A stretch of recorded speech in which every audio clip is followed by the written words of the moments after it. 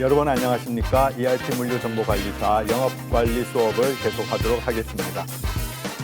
지난 시간에 우리가 예측에 대해서 살펴보았습니다. 예측 중에서도 수요 예측에 대해서 살펴보았고요.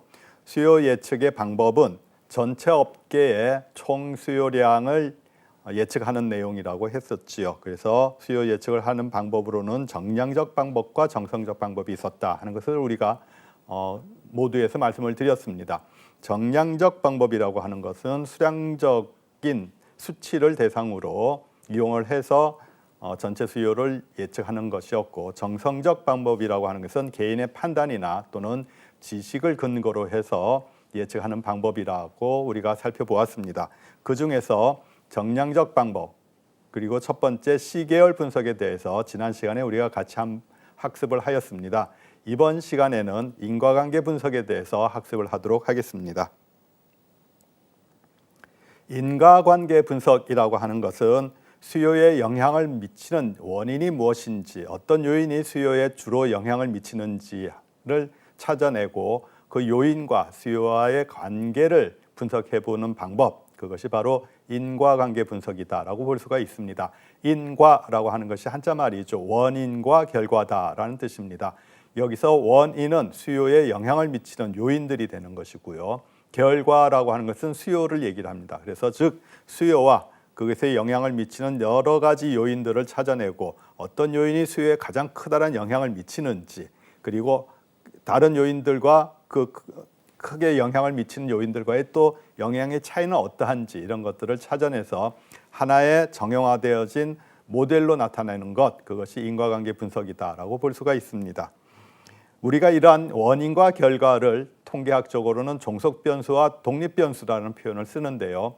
독립변수라고 하는 것은 독자적인 값들을 갖고 있고 외부로부터 어떤 영향을 받지 않는 변수들을 우리가 독립변수다라고 얘기를 합니다. 반면에 종속변수라고 하는 것은 수요와 같이 다른 요인들의 값이 어떻게 결정이 되는가에 따라서 그 수요의 값이 결정이 되겠죠.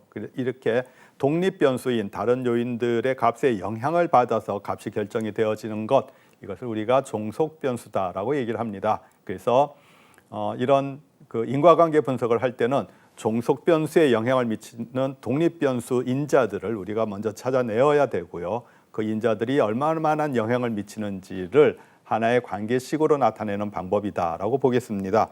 예를 한번 보겠습니다. y = ax 플러스 b라고 하는 것은 아주 간단한 1차 방정식이죠. 우리가 y라고 하는 것을 키라고 한번 가정을 해볼까요? 그리고 x라고 하는 것을 몸무게로 가정을 해본다면은 몸무게에 따라서 키가 얼만큼 차이가 크게 되는가 하는 것을 하나의 식으로 나타내 볼 수가 있겠다 하는 것입니다. 사실은 몸무게와 키가 비례한다라고 보기가 어려운 측면도 없잖아 있습니다만, 사실 또 한편으로는 몸무게가 많이 성장기에는 몸무게가 많이 나가면 키도 또 상대적으로 클 수도 있다라는 가정하에서 우리가 그 관계를 찾아내 볼 수도 있겠다 하는 것입니다. 그런 측면에서 보시면 왼쪽에 이 그림과 같이 여러 학생들을 대상으로 우리가 동일한 몸무게를 가진 학생들의 키를 이렇게 점도표로 나타낼 수가 있을 겁니다. 그러면은 같은 몸무게라고 하더라도 키가 서로 다를 수가 있겠죠. 그래서 이런 삼포도와 같이 여러 곳에 이 점들이 찍히게 될 텐데요. 이 점들을 하나의 식으로 이렇게 표현을 하고자 하는 것이 인과관계 분석의 목적이다라고 볼 수가 있습니다. 그런데 사실은 다양한 키의 차이를 하나의 몸무게로 정형화되어진 값으로 표현을 한다는 게 쉽지가 않지요. 그래서 인과관계 분석에서는 이렇게 하나의 식으로 표현을 하되 어떻게 그 각 점들의 차이를 최소화시킬 것인가라고 하는 것이 기술적인 특징이다라고 볼 수가 있겠습니다. 우리가 이러한 인과관계 분석 모델을 구분을 할 때 독립변수와 종속변수의 수에 따라서 우선 그 유형을 구분을 하고 있습니다. 인과관계 모형에서 독립변수가 한 개일 때는 우리가 단순 회귀 모형이다라고 표현을 합니다. 그리고 독립변수가 두 개일 때는 다중 회귀 분석 모형이다라고 얘기를 합니다. 그리고 종속변수가 하나일 때는 우리가 단별량 모델이다라고 얘기를 하고요. 종속 변수가 2개 이상이면은 우리가 다별량 모델이다라고 얘기를 합니다. 그래서 이것을 조합을 해보면은 종속 변수가 1개이고 독립 변수가 1개일 때는 단별량 단순 회귀 모형이다라고 표현을 하고요. 종속 변수가 1개이고 독립 변수가 2개다라고 하면은 단별량 다중 회귀 모형이다라고 얘기할 수가 있습니다. 마찬가지로 종속 변수가 2개이고 독립 변수가 2개이다라고 하면은 다별량 다중 회귀 모형이다 이렇게 표현할 수가 있는 것이죠. 또한 종속 변수와 독립 변수의 관계가 어떠한 모양을 나타내는가에 따라서 우리가 선형의 모형을 나타내는 경우에는 그러니까 일직선의 관계들을 가지고 서로 비례적인 관계를 나타낼 수가 있다라고 한다면 우리는 그것을 선형 회귀 모형이다라고 표현을 하고요. 선형으로 나타나지 않고 다양한 모양으로 나타나는 경우에는 우리가 그것을 비선형, 선형이 아니다라는 뜻이죠. 그래서 리니어라는 뜻입니다. 일직선으로 나타나는 그래서 그런 리니어, 선형 관계가 아니다, 비선형 회귀 모형이다라고 얘기할 수가 있습니다. 그래서 이렇게 종속 변수와 독립 변수의 개수에 따라서 그리고 종속 변수와 독립 변수의 관계 모양에 따라서 우리가 회귀 분석 모형을 다양한 형태로 표현을 할 수가 있다 하는 것이겠습니다. 우리가 일반적으로 이러한 회귀 분석, 즉 인과관계 모형을 분석을 할 때는 회귀 모형이라고 하는 그런 통계학적 기법을 이용을 하는데요. 이런 회귀 모형을 이용해서 인과관계 분석을 할 때 대개는 복잡한 그런 관계들은 우리가 어떤 간단한 통계적인 모형으로 손으로 풀기가 어렵죠. 그래서 전문적인 통계 프로그램들을 이용을 합니다. 여러분들이 잘 아시는 SAS라든지 또는 SPSS라든지 이런 전문 통계 프로그램들이 있습니다. 그런 프로그램들을 이용해서 주로 분석을 하게 되고요. 간단한 그 단순 회귀 모형 같은 경우에는 우리가 엑셀로도 그 결과를 쉽게 유추해 볼 수가 있습니다. 단별량 단순 선형 회귀 모형 같은 경우에 예를 들어서 우리가 소득과 그리고 수요와의 관계라고 한다면은 소득이 개개인의 소득이 얼만큼 수요를 창출할 것인가 관계를 우리가 쉽게 유추해 볼 수가 있겠죠. 이런 것들을 우리가 단별량 단순 회귀 모형이다, 선형 회귀 모형이다라고 얘기를 합니다. 그래서 y = ax 플러스 b라고 표현을 합니다. 여기서 y라고 하는 것은 수요일 테고요. x는 소득이라고 볼 수가 있습니다. 그러면은 거기서 a라고 하는 것은 소득이 수요에 얼마만큼의 영향을 미치는지에 대한 어떤 그 가중치 또는 기울기라고 볼 수가 있겠지요. 그리고 플러스 b라고 하는 것은 소득과 관계가 없이 독립적으로 창출되어지는 어떤 기본적인 수요라고 볼 수가 있겠습니다. 단별량 다중 선형 회귀 모형 같은 경우에는 다중이기 때문에 변수가 2개 이상인 경우겠죠. 그래서 소득과 제품의 가격 이런 관계가 수요에 어떤 영향을 미치는지 이렇게 종합적으로 분석을 해볼 때 우리가 다중 회귀 모형을 이용을 합니다. 그래서 모형식도 y = ax1 플러스 bx2 이렇게 2개의 변수들을 동시에 이용을 하게 되는 것이고요. 이런 변수가 2개일 때는 우리가 이런 2차 평면의 어떤 그래프를 표현을 해서 나타내기가 쉽지가 않지요. 그래서 이런 다중 회귀 모형부터는 전문 프로그램들을 이용을 하게 된다 하는 것입니다. 우리가 단순 선형 회귀 모형 같은 경우에는 예를 들어서 수요와 소득의 관계다. 그러면은 이런 점도표를 이용해서 소득의 크기에 따라서 수요가 얼만큼 창출되는지를 점으로 쭉 이렇게 플로팅을 해볼 수가 있습니다. 우리가 마치 키와 몸무게의 관계처럼 동일한 소득이더라도 수요의 크기가 다르게 나타날 수가 있겠지요.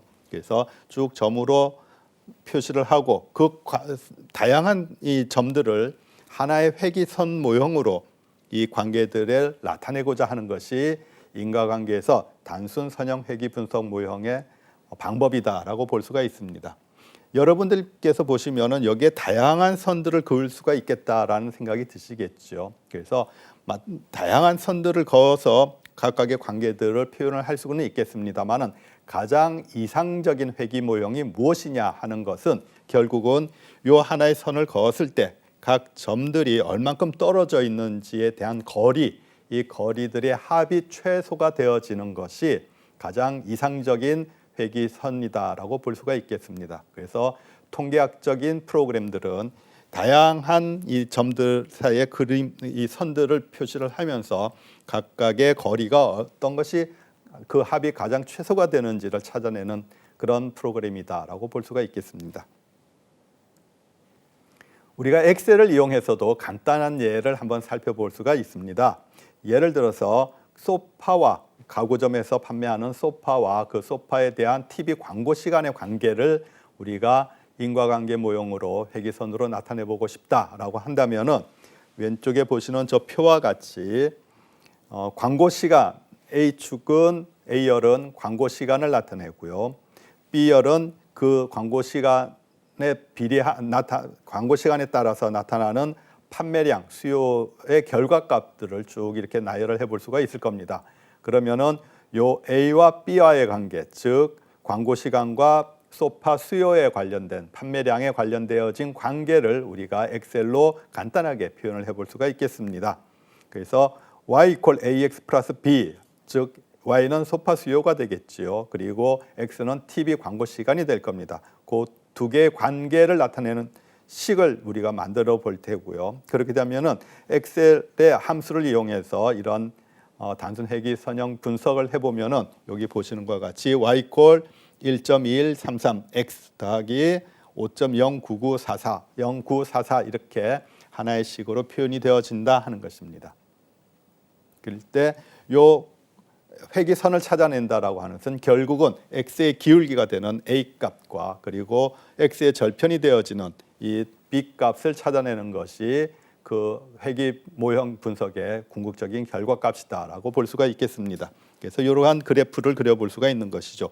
이 그래프가 가장 적합한 그 회기선이다라고 하는 것은 각 점들과 이 회기선 사이의 거리가 차이겠죠. 이 거리가 가장 최소가 되어지나 그 합이 최소가 되어지는 선이 바로 이 식이기 때문이다라는 것입니다. 그래서 이렇게 단순 선형 회기 모형은 우리가 눈으로 볼 수 있는 이런 대표적인 선으로서 그 관계를 나타낼 수가 있고요. 만약에 변수가 2개 이상이 있다든지 또는 다별량일 때, 즉 종속 변수가 여러 개일 때는 그 관계들을 우리가 이렇게 단순한 평면에서 표현하기가 어렵습니다. 그래서 다차원으로 나타나는 관계이기 때문에 그래서 전문 프로그램들을 이용해서 우리가 인과관계 분석을 하게 되겠다 하는 것이지요. 지금부터는 정성적 방법에 대해서 살펴보도록 하겠습니다. 정성적 방법이라고 하는 것은 우리가 참고할 수 있는 객관적인 데이터가 부족한다든지 또는 아예 없는 경우에는 이런 정성적 방법을 주로 이용할 수밖에 없지요.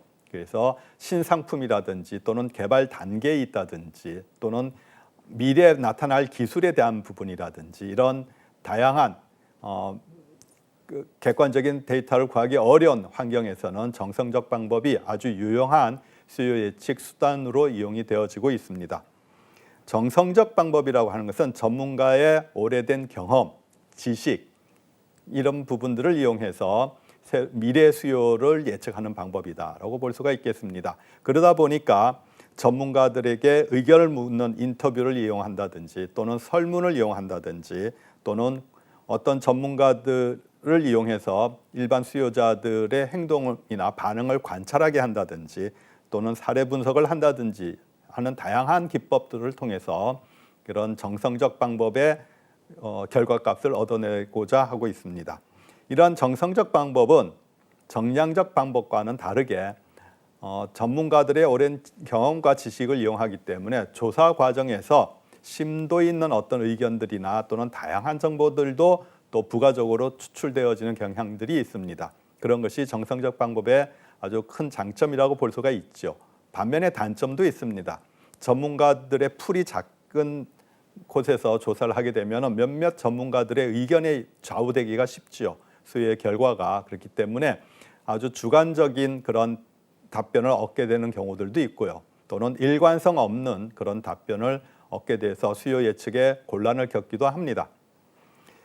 그런 단점을 해결하기 위해서 정성적 방법으로 수요 예측을 할 때는 되도록이면 전문가들이나 또는 패널들에게 수요 예측에 대한 질문을 할 때 정량적으로 표현을 할 수 있도록 하는 것이 분석하는 데 큰 도움이 된다라고 볼 수가 있습니다. 정성적 방법에서 정량적 질문이라고 하는 것은 얼만큼 좋을까요가 아니라 과거보다는 미래가 어느 정도 좋아질 것 같습니까? 이렇게 어떤 정도를 수치화되는 척도로 표현할 수 있도록, 또는 1부터 5까지 척도에서 어느 정도의 척도가 적절할까요? 이런 식으로 질문하는 것이 바람직한 방법이라고 볼 수가 있겠습니다.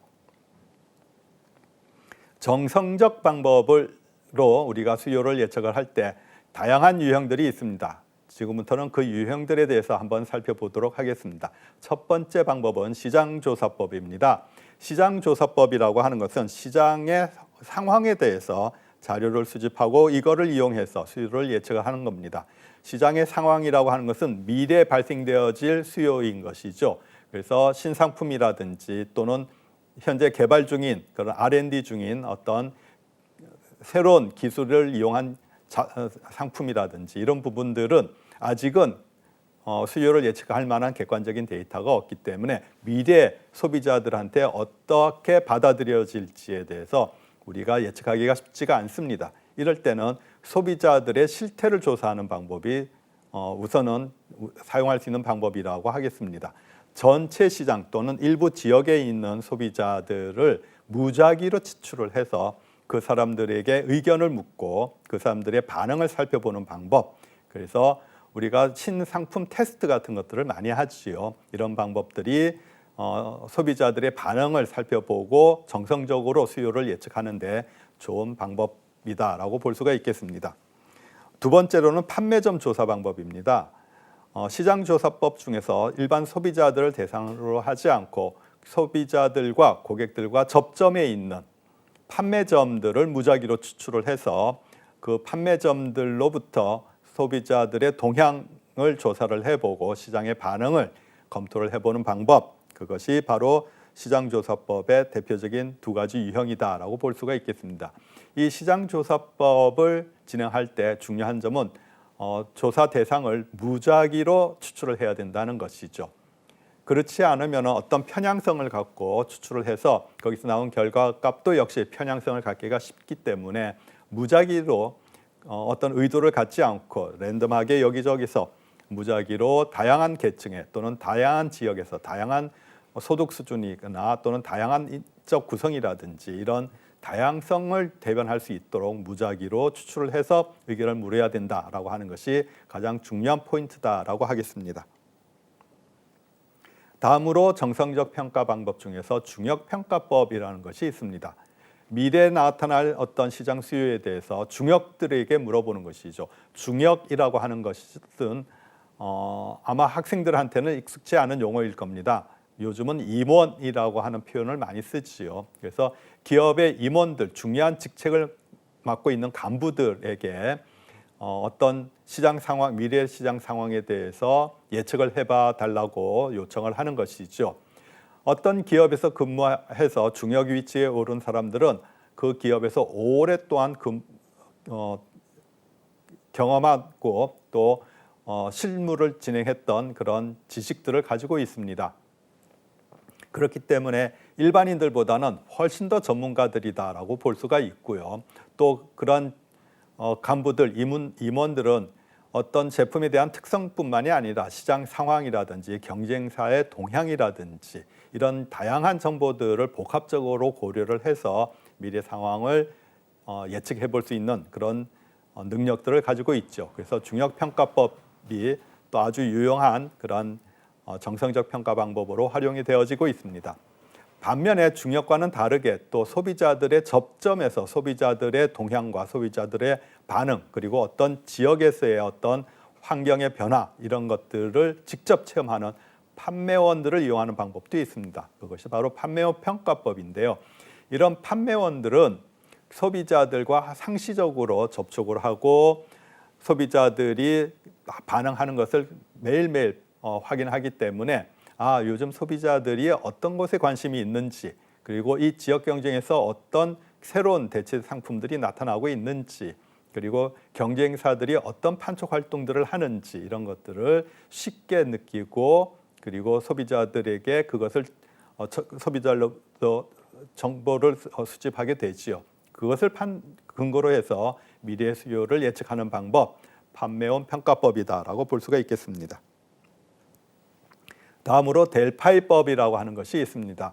델파이법은 기존의 정성적 평가 방법 중에서도 아주 독특한 방법이라고 볼 수가 있습니다. 일회성으로 조사를 하게 되면은 아무래도 전문가들이라고 하더라도 그때그때에 따라서 판단에 어떤 오류가 있을 수가 있겠지요. 그래서 델파이법은 그런 전문가들 또는 예측을 하는 그런 대상자들의 오류를 줄이기 위해서 그리고 자기의 주관적인 특성을 완화시키기 위해서 여러 가지 시도를 하는데요. 그 중에서 이제 델파이법이라고 하는 것은 반복해서 같은 전문가들한테 의견을 묻는 방법입니다. 델파이법의 절차를 한번 살펴보도록 하겠습니다. 델파이법을 이용해서 정성적으로 미래 수요를 예측하기 위해서는 우선은 전문가들을 하나의 집단으로 구성을 하게 됩니다. 그래서 어떤 전문적인 영역에 대해서 대표성을 가진 사람들, 그리고 전문적인 지식의 수준, 경험의 정도, 그리고 참가자의 수 이런 것들을 고려해가지고 그래서 전문가 집단을 구성을 합니다. 그리고 그 전문가 집단들에게 어떤 특정 상품에 대해서 미래 수요에 대한 질문지를 돌리고 그 질문에 대한 응답을 조사를 하지요. 그러면은 각 전문가들은 자기의 판단에 따라서 미래 수요에 대해서 응답을 하게 될 것입니다. 그 응답 결과를 수집을 할 때 전문가들의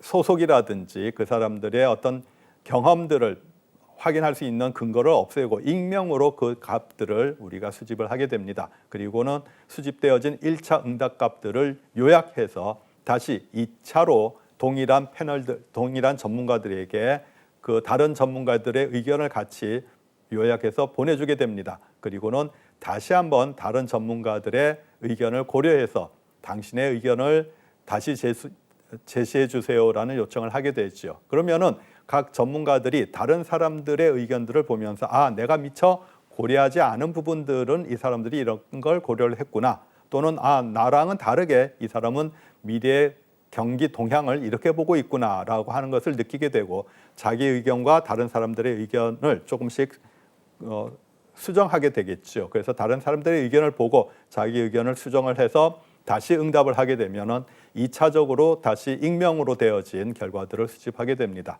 그러한 과정을 3차, 4차 이렇게 반복을 하게 되면은 그러면 전문가들은 어느 정도 비슷한 어떤 지식을 가지고 있고 같은 경험들을 가지고 있는 경우들이 많기 때문에 어느 정도의 반복되어진 설문 절차를 거치게 되면은 궁극적으로는 하나의 값으로 수렴을 하게 됩니다. 그래서 수렴되어진 그 값을 가지고 미래 수요를 예측하는 방법, 그것이 델파이 방법이다라고 보겠습니다. 다음으로 패널 동의법이라고 하는 것이 있습니다. 패널이라고 하는 것은 설문을 조사할 대상자를 고정을 해놓는 것이죠. 그리고 그 고정되어진 조사 대상자들에게 반복해서 어떤 일정 기간마다 의견을 물어보는 방법입니다.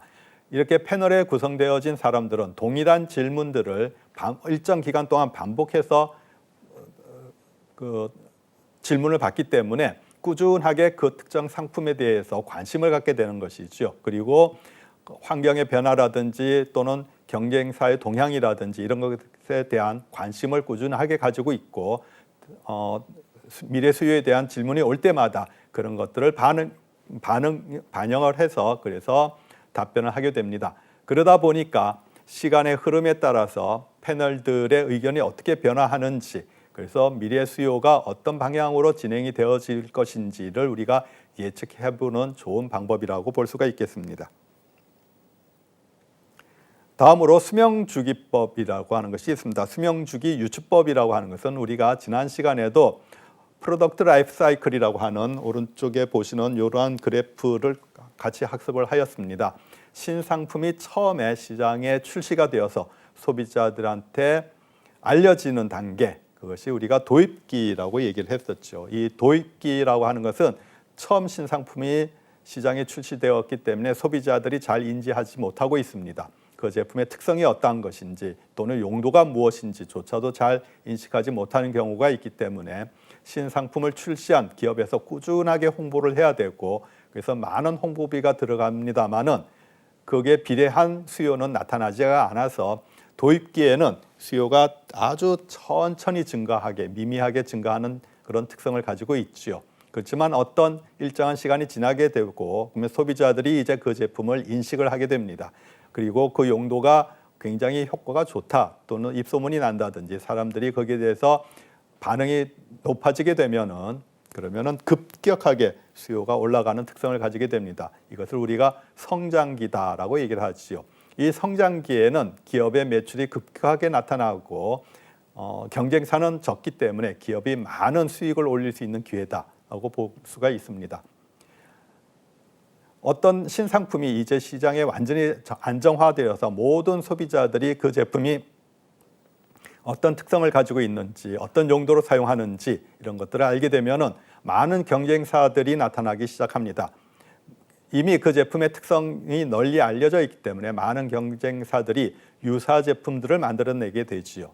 그래서 어떤 특정한 기술을 가지고 있는 또는 특징을 가지고 있는 상품이 시장에 출시가 되고 많은 경쟁사가 나타나게 되면은 그러면 그 상품은 이제 거의 표준화되어진 상품의 특성을 갖게 됩니다. 그래서 많은 경쟁사들이 만들어내는 제품도 거의 유사한 특징을 갖고 있고 차이점을 구별하기가 어렵지요. 하지만 모든 소비자들이 필요성을 느끼고 있기 때문에 누구나 구매하는 시기, 그것이 바로 성숙기 단계입니다. 이 성숙기 단계에는 경쟁사들이 많기 때문에 어떤 특정한 기업이 많은 수익을 거두기는 어렵습니다만은 그 상품에 대해서는 시장 전체적으로 볼 때는 가장 높은 매출량을 달성하는 그런 시기라고 볼 수가 있습니다.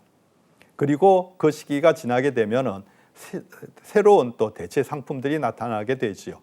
새로운 기술을 가진 경쟁사들이 새로운 대체 상품들을 출시를 하게 되면은 그러면 기존의 상품들은 소비자들로부터 서서히 인기를 잃게 됩니다. 그래서 쇠퇴기가 되면은 매출량이 급감하게 되는, 그래서 궁극적으로는 시장에서 퇴출하게 되는 그런 형태를 보이게 됩니다.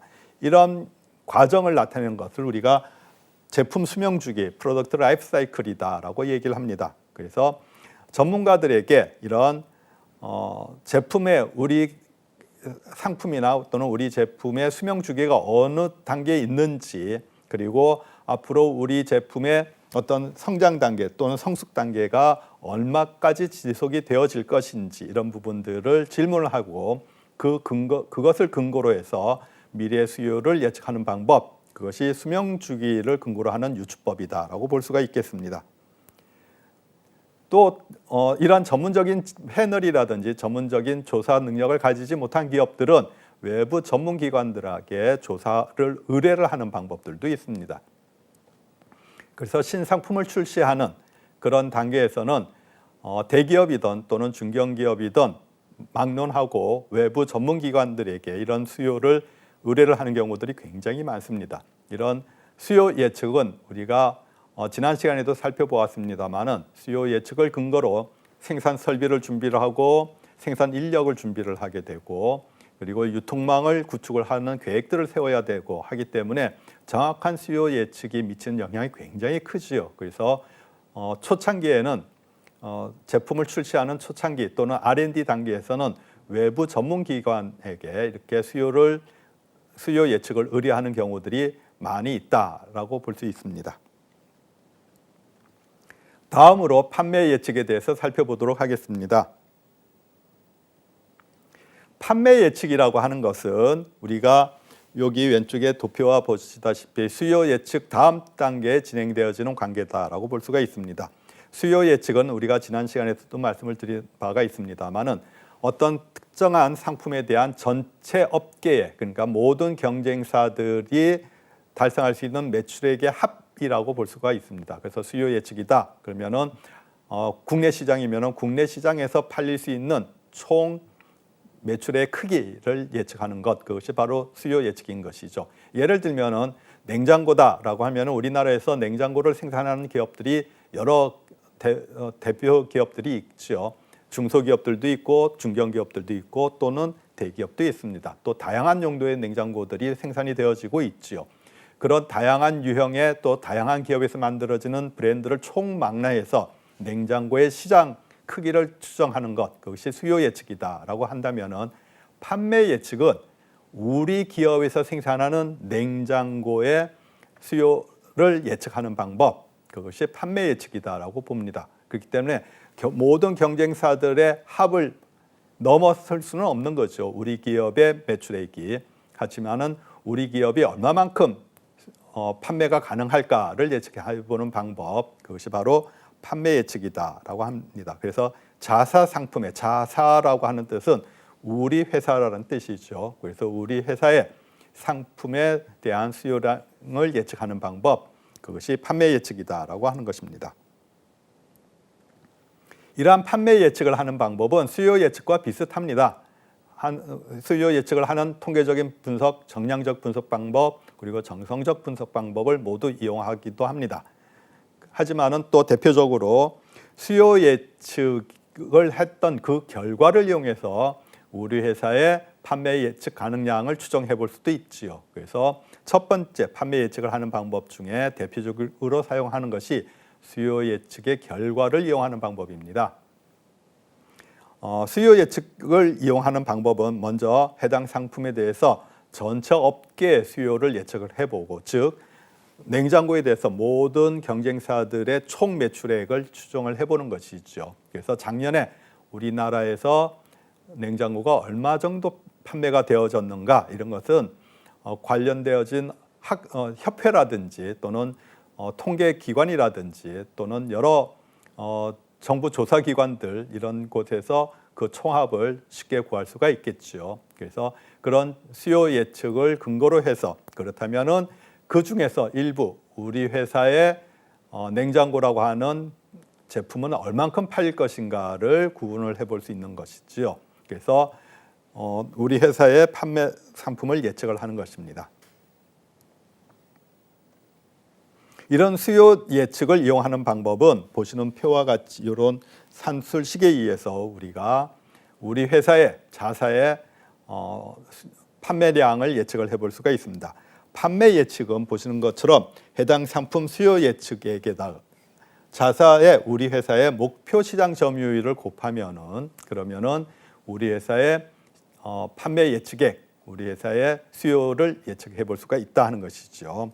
여기서 해당 상품의 수요 예측액이라고 하는 것은 해당 상품, 즉 냉장고 하면은 냉장고의 총 수요액이라고 볼 수가 있고요.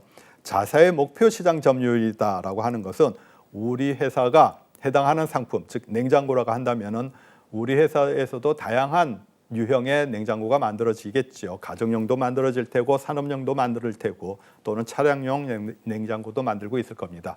어쨌든 그런 유형을 구분하지 않고 우리 회사에서 만들어지는 냉장고라고 하는 제품 라인의 총 매출 가능성을 살펴보는 것, 그것이 자사의 판매 예측이고요. 그렇게 하기 위해서는 전체 우리나라에서 판매되어지는 특정 상품에서 우리 회사의 특정 상품이 차지하는 시장 점유율이 어떠한가를 살펴보는 것이 제일 중요한 요건이라고 하겠습니다. 시장 점유율이라고 하는 의미는 여기 보시는 표와 식과 같이 전체 업계에서 팔리는 매출액분에 우리 회사 제품이 팔리는 매출액을 나눈 값, 그것이 바로 시장 점유율이다라고 합니다. 그래서 시장이라고 하는 것은 전체 매출액이라고 본다면은 그 전체 매출액 중에서 점유율 얼만큼을 차지하고 있느냐 하는 것이죠. 그래서 전체 크기에서 우리가 만약에 한 반 정도를 우리 기업의 제품이 팔리고 있다라고 한다면 시장 점유율은 50%가 되겠다 하는 것입니다.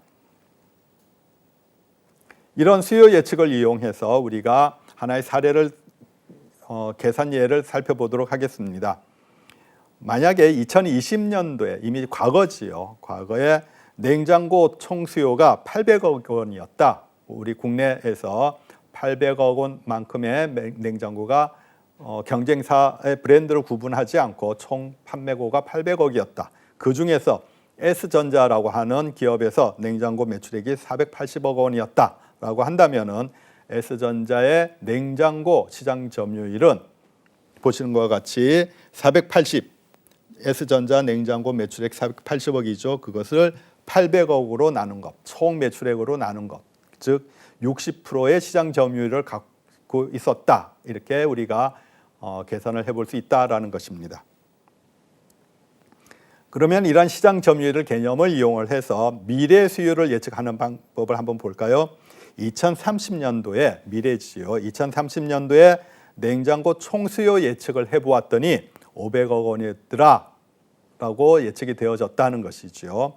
그리고 S전자는 지속적으로 우리가 매년 60%의 시장 점유율을 유지하겠다라고 하는 목표를 가지고 있다라고 한다면은 그러면은 2030년도에 S전자가 달성하는 판매 예측액은 얼마이겠는가 하는 것입니다. 그것은 총 수요액에 S전자가 목표로 하는 시장 점유율 60%를 곱하게 되면은 그러면 그 값을 우리가 구할 수가 있죠. 300억 원. 그래서 미래 수요가 500억 원이라면은 그 중에 60%의 시장 점유율을 차지하겠다라고 목표를 가졌을 때 그렇다면은 판매 예측액은 300억 원이 될 것이다 하는 것입니다. 다음으로 판매 예측을 할 때 우리가 수요 예측을 이용하지 않고 일반적인 정량적 분석 방법에 대해서 살펴보겠습니다. 일반적 정량적 분석 방법이라고 하는 것은 수요 예측과 동일합니다. 우리가 수요 예측을 할 때 시계열 분석 방법을 이용을 했고요. 또 인과관계 모형 분석 방법을 이용을 했었지요. 그런 마찬가지로 판매 예측도 그대로 그 방법들을 이용을 할 수가 있습니다. 그래서 시계열 분석일 때는 단순 이동 평균법이라든지 가중 이동 평균법 또는 지수 평활법을 이용을 할 수가 있고요. 인과관계 분석일 때는 회귀 분석법을 이용해서 단별량 또는 다별량 그리고 단순 또는 다중 회귀 분석 모형을 이용해서 우리가 분석을 해볼 수가 있겠다 하는 것입니다. 정성적 방법도 역시 수요 예측과 동일한 방법으로 예측을 해볼 수가 있습니다. 시장조사법이나 중역평가법 또는 판매업 평가법, 델파이법 그리고 패널 동의법 이런 부분들을 모두 다 동일한 방법으로 사용을 할 수가 있고요. 특히나 영업 담당자들의 판단을 이용해서 우리 자사의 수요를 예측하는 것은 중단기적으로는 굉장히 효과적인 방법입니다. 장기적으로 어떤 시장 상황이 전개될 것인가에 대해서는 영업 담당자들이 판단하기가 쉽지가 않습니다만은 항상 고객 접점에 있는 영업 담당자들 입장에서는 중단기적으로는 경쟁사의 동향이라든지 또는 시장의 상황 변화라든지 고객들의 반응들을 쉽게 판단할 수가 있기 때문에 중단기적인 수요를 예측할 때는 영업 담당자들의 그런 정성적인 분석이 굉장히 유효한 방법이다라고 보겠습니다. 이상으로 우리가 수요 예측과 판매 예측 방법에 대해서 살펴보았습니다. 지금부터는 판매 계획에 대해서 살펴보도록 하겠습니다. 판매 계획이라고 하는 부분은 구체적인 판매 목표를 설정하는 단계입니다. 그래서 이 판매 계획이라는 개념을 살펴보기 위해서 첫 번째 판매 계획의 개요 그리고 이 판매 계획에서 목표 매출액을 어떻게 구체적으로 결정할 것인지 그리고 그것을 아주 세부적으로 달성하기 위한 판매 할당 이런 개념들에 대해서 살펴보도록 하겠습니다. 먼저 판매 계획 개요입니다. 판매 계획이라고 하는 부분은 여기 우리가 매출 목표 수립 절차에서 살펴보듯이 수요 예측과 판매 예측의 결과를 이용해서 판매 계획을 수립하는 단계다라고 볼 수가 있습니다. 수요 예측은 상품 시장의 총 수요량을 예측하는 것이었고요. 판매 예측은 수요 예측의 결과를 이용해서 우리 회사의 구체적인 미래 수요를 예측하는 것이었지요. 이 미래 수요를 예측하는 것은 결국은 예측입니다. 그래서 아마도 이러할 것이다 라고 하는 결과값을 갖게 되겠죠. 판매 계획은 그런 아마도 이러할 것이다 라고 하는 예측 결과를 이용해서 우리의 구체적인 실현 의지를 목표로 만드는 것, 그것이 판매 계획이다 라고 볼 수가 있습니다. 그래서 아마도 내년에는 또는 3년 뒤에는 우리의 수요가 판매 가능성이 있는 판매 예측 값이 300억이다 라고 예측이 되어졌으면 그것을 이제 우리 회사의 구체적인 판매 목표로 내세우기 위해서는 우리는 구체적인 판매 목표를 400억으로 합시다. 이렇게 실현 의지를 나타내게 되면 그것이 판매 계획이 된다 하는 것이죠. 하지만은 그런 판매 계획이 판매 예측을 근거로 하지 않게 되면은 그러면 과대적인 또는 달성 불가능한 목표가 되기가 십상입니다. 그렇기 때문에 판매 예측 결과를 반영을 해서 그래서 적절한 구체적인 판매 목표를 세우는 것, 그것이 바로 판매 계획이다라고 보겠습니다. 이런 판매 계획은 우리 회사의 목표 매출액이라고 표현을 합니다. 미래에 달성하고자 하는 매출액의 목표를 목표 매출액이라고 얘기를 하는데요. 이런 목표 매출액을 구체적으로 수립하게 되는 활동이고요. 이런 판매 계획에 따라서 기업이 구체적인 설비 계획이라든지 신제품 개발 목표라든지 또는 판매 자원들을 어떻게 할당할 것인지에 대한 구체적인 전략과 정책이 수립이 되어진다라고 하는 특징을 갖게 됩니다.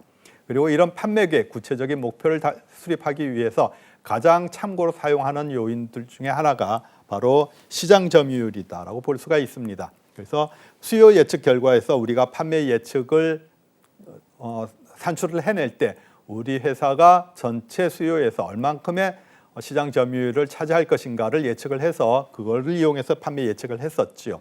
구체적인 판매 계획을 수립할 때도 역시 우리 회사의 시장 점유율을 가장 중요하게 고려할 수밖에 없다 하는 것이죠. 왜냐하면은 우리 회사의 의지만 가지고 우리가 시장 점유율을 높일 수가 없기 때문이다 하는 겁니다. 시장 상황도 있고 경제적인 환경도 있을 뿐더러 경쟁사들도 역시 나름 시장 점유율을 높이기 위해서 노력을 하고 있기 때문에 우리 의지만 가지고 시장 점유율을 마음대로 높이기는 어렵죠. 그래서 기존의 시장 점유율을 고려를 해서 그 시장 점유율을 얼만큼 높이느냐에 따라서 우리의 구체적인 목표 매출액도 달라질 수밖에 없다라고 하는 것입니다.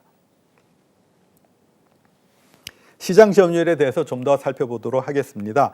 시장 점유율은 앞에서도 말씀드렸다시피 특정 상품의 총 매출액 중에서 우리 회사가 차지하는 매출액의 비율을 우리가 시장 점유율이다라고 표현을 합니다.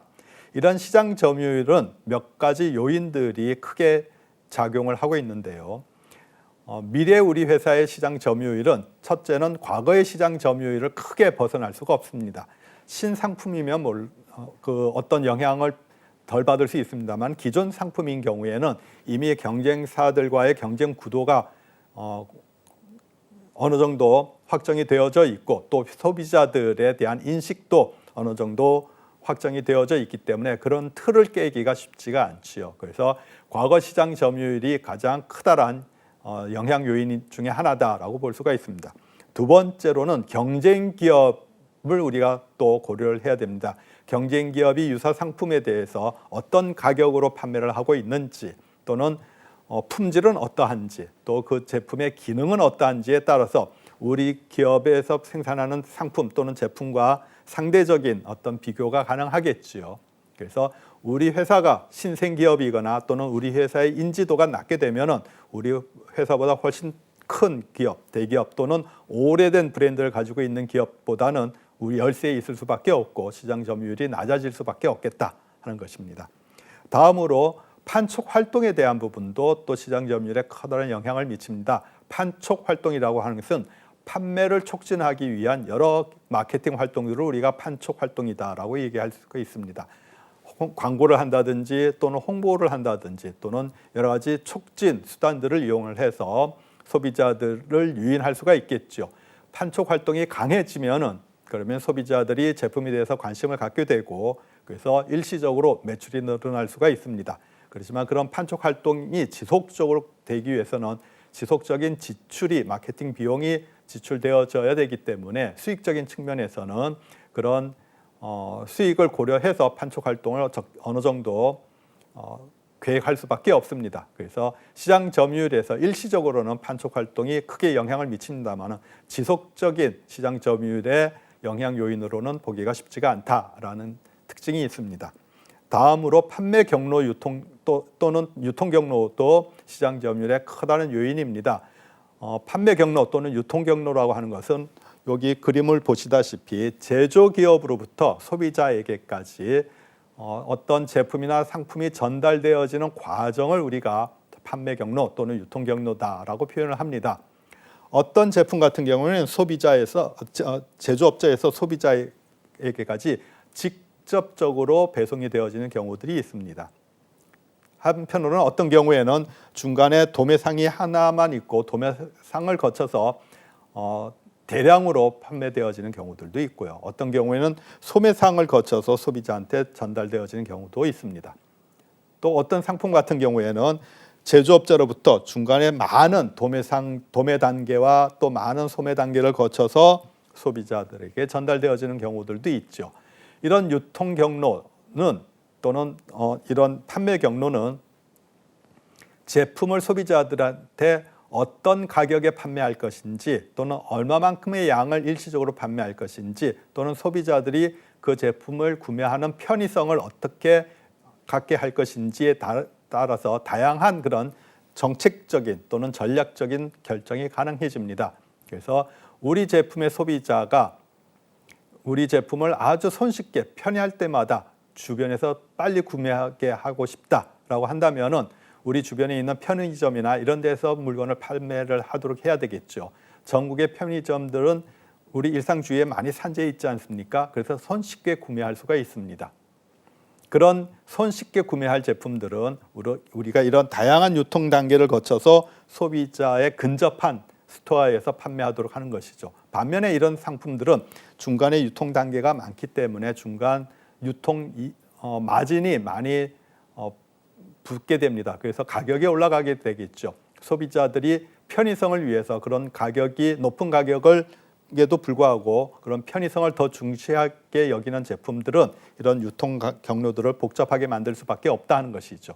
반면에 소비자들이 어떤 가격에 대해서 민감해하고 그리고 이런 다양한 유통 경로가 아니라 직접적인 구매를 원하는 경우에 특히나 전문품 같은 경우에는 이런 다양한 유통 경로를 거칠 필요가 없이 직접적으로 제조기업과 직거래를 한다든지 해서 전문품을 구매를 하고자 할 때는 이렇게 유통 단계를 모두 생략해버리는 그런 경우들도 있습니다. 그래서 이런 것들은 마케팅 전략적인 특성 또는 제품의 특성, 소비자들의 성향에 따라서 유통 경로를 구성을 해야 되는 것이고요. 이런 것들도 역시 시장 점유율에 크게 영향을 미친다 하는 것이죠. 만약에 소비자들이 편리하게 구매하기를 원하는 제품인 경우에 우리 기업이 가지고 있는 유통 단계의 구성이 경쟁사보다 좀 취약하다라고 한다면 소비자들은 우리 제품을 구매하려고 해도 경쟁 기업들의 상품밖에 주변 소매상에서 구할 수가 없게 된다면 아무래도 우리 회사의 시장 점유율은 줄어들 수밖에 없다 하는 것입니다. 그래서 얼마만큼의 유통 경로를 촘촘하게 가질 수 있느냐 이런 부분들도 시장 점유율에 영향을 미치는 요인이다라고 보겠습니다. 판매 계획을 결정을 할 때, 즉 우리 회사의 구체적인 목표 매출액을 결정을 할 때 시기에 따라서 우리가 장기 계획, 중기 계획, 단기 계획으로 구분을 합니다. 장기 계획이라고 하는 것은 3년 이상의 기간을 두고 계획을 하는 것, 목표 매출액을 수립하는 것을 우리가 장기 계획이다라고 얘기를 합니다. 중기 계획이라고 하는 것은 1년부터 3년 사이에 기간을 두는 것으로 볼 수가 있고요. 단기 계획이다라고 하는 것은 1년 미만의 계획이라고 보겠습니다. 장기 계획은 아무래도 미래 상황에 대해서 좀 우리가 고려할 만한 시간이 충분하지요. 그런 측면에서 장기적인 미래 어떤 시장에서의 환경의 변화 이런 것들에 대해서 초점을 두게 됩니다. 시장 환경이 변화에 따라서 우리 기업이 어떤 기회를 가질 수가 있을 것인지 또는 우리 기업이 어떤 위협을 느끼게 될 것인지 여러분들께서 아마 스왓 분석이라고 하는 데 대한 그 이해가 있으신 분들은 쉽게 그 개념을 이해하실 수가 있으시겠죠. 그래서 장기 계획은 미래 시장 상황의 변화에 따른 우리 기업이 갖는 기회와 위협을 분석을 하고 그에 대한 대응 계획을 마련해서 목표 매출액을 수립하는 과정이다라고 보겠습니다. 그래서 이런 기회를 활용하고 위협을 회피하기 위해서 우리 기업이 신제품을 어떤 것을 개발을 해야지 우리 목표 매출액을 달성할 것인지 또는 새로운 시장, 그러니까 기존에 팔리던 시장이 아니라 우리 제품이 팔리지 않고 있는 새로운 지역을 발굴을 해내고 그 지역에서 우리 제품을 소개하고 판매를 강화하는 그런 신시장을 개척을 한다든지 또는 판매 경로 강화, 아까 보다시피 제조기업으로부터 소비자들에게 전달되어지는 중간의 도매상, 소매상들의 경로들을 얼만큼 촘촘하게 만들어 놓을 것인지 이런 것들이 장기 계획의 주요 검토 내용들이다라고 볼 수가 있겠습니다. 다음으로 중기 계획입니다. 중기 계획이라고 하는 것은 1년에서 3년 사이의 기간이 있죠. 그래서 어느 정도 시장 상황의 변화를 우리가 예측을 해볼 수가 있고요. 경쟁사들의 동향도 어느 정도 예측이 가능합니다. 그렇기 때문에 우리 목표 매출액을 달성하기 위해서는 우리가 기존에 가지고 있는 신상품이 아니라 기존에 가지고 있는 제품의 기능들을 어떻게 강화를 할 것인지 또는 우리 제품의 디자인을 어떻게 강화할 것인지 이런 경쟁 요인에 대한 부분들을 강화하는 방법들 이런 것들이 중기 계획의 주요 목표다라고 볼 수가 있고요. 주요 내용으로는 디자인을 바꾼다든지 또는 원가를 절감을 한다든지 또는 품질을 개선한다든지 또는 여러 가지 판매 촉진 정책들을 수립을 한다든지 판매 경로라든지 또는 판매 자원들을 어떻게 좀 더 개선을 할 것인지에 대한 구체적인 계획을 만든다든지 이런 것들이 중기 계획의 대표적인 내용들이다라고 보겠습니다. 다음으로 단기 계획입니다. 단기 계획은 1년 이내 시장 상황에 대한 것이지요. 그러다 보니까 현재 가지고 있는 여러 가지 우리 제품을 판매하는 여러 가지 수단들 또는 정책들을 바꾸기가 쉽지가 않습니다. 그래서 단기간에 개선이 가능한 부분들에 초점을 두는 특성을 가지고 있습니다. 연간 목표 매출액을 달성하기 위해서 우리가 제품별 가격을 경쟁사 가격을 고려를 해서 어떻게 조정을 할 것인지 또는 판촉에 대해서 구체적으로 TV 광고를 좀 늘리자든지 또는 홍보를 좀 더 늘리자든지 또는 마케팅을 촉진하기 위한 그 가격 1+1과 같이 가격을 좀 더 싸게 공급할 수 있는 방법을 광고를 해보자든지 이런 것들이 단기 계획의 주요 내용들이다라고 볼 수가 있습니다. 이번 시간에 내용은 여기서 마무리를 하도록 하겠습니다. 다음 시간에 계속 이어서 진행하도록 하겠습니다. 여러분들 수고 많으셨습니다.